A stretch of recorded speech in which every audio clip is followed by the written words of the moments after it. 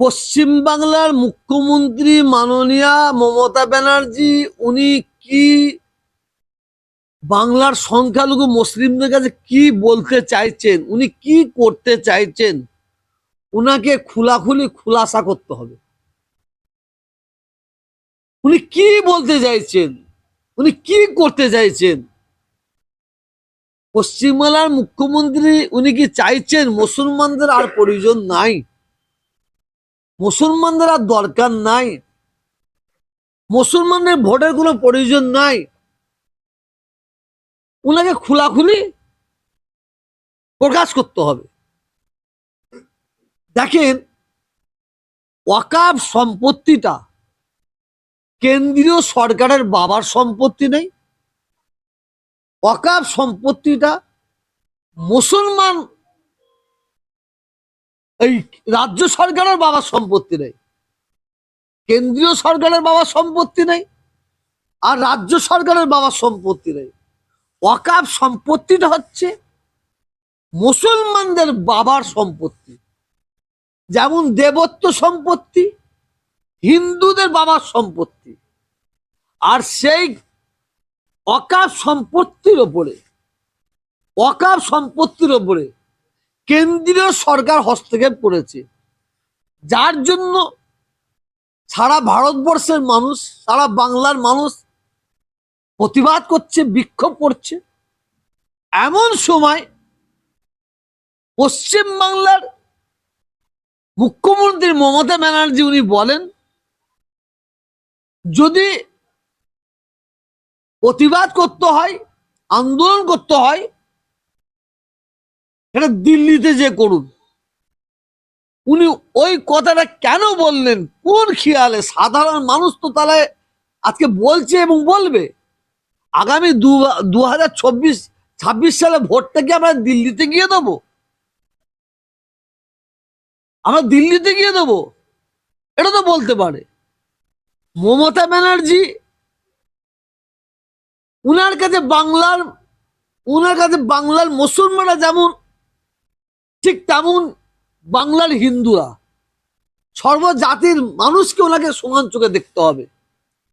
আজকে পশ্চিমবাংলার মুখ্যমন্ত্রী উনি দীঘায় মন্দির করেছেন, জগন্নাথ মন্দির করেছেন, আমাদের আপত্তি নেই, আমাদের কোনো গাত্র জ্বালা নেই। কিন্তু দীঘায় 100-র মধ্যে 40টা তো মুসলিম যায়, ওটা তো পর্যটক কেন্দ্র। ওখানে বারেবার ওনার কাছে দাবি করা সত্ত্বেও ওখানে দীঘায় একটা মসজিদ হচ্ছে না কেন? ওয়াকাফ সম্পত্তির অর্থ দিয়ে ওখানে একটা মসজিদ করা হচ্ছে না কেন? এটা একটা জিজ্ঞাসার চিহ্ন। মমতা ব্যানার্জি কোনো কর্ণপাতই করেনি, কোনো কেয়ার করেনি। কিন্তু মমতা ব্যানার্জিকে কোনো একজন হিন্দু বলেনি যে দীঘায় একটা জগন্নাথ মন্দির করা হোক। না বলাই কয়েকশো কোটি টাকা দিয়ে মন্দির করা হয়েছে। আর আমরা এত রিকোয়েস্ট, এত অনুরোধ করা সত্ত্বেও আমাদের দিকে বুড়ো আঙুল দেখাচ্ছে। হিটকো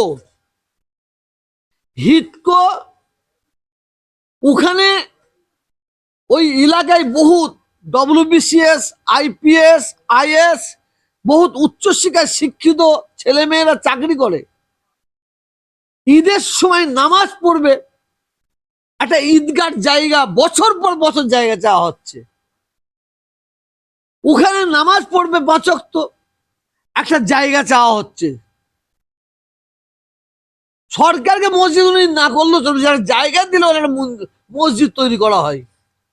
কিন্তু সেই কথা উনি কোনো কর্ণপাত করেনি, সেই বুড়ো আঙুল দেখাচ্ছে, সেই বুড়ো আঙুল।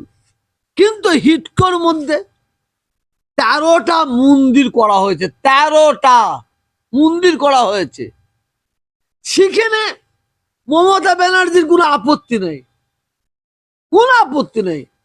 ওখানে একটা দুর্গায়ন বলে একটা অঙ্গন করবে কয়েকশো কোটি টাকা দিয়ে। এটা বাংলার মুসলমানদের একটা জিজ্ঞাসার চিহ্ন রয়ে যাচ্ছে। মমতা ব্যানার্জি কি করতে চাইছেন, উনি কি বলতে চাইছেন?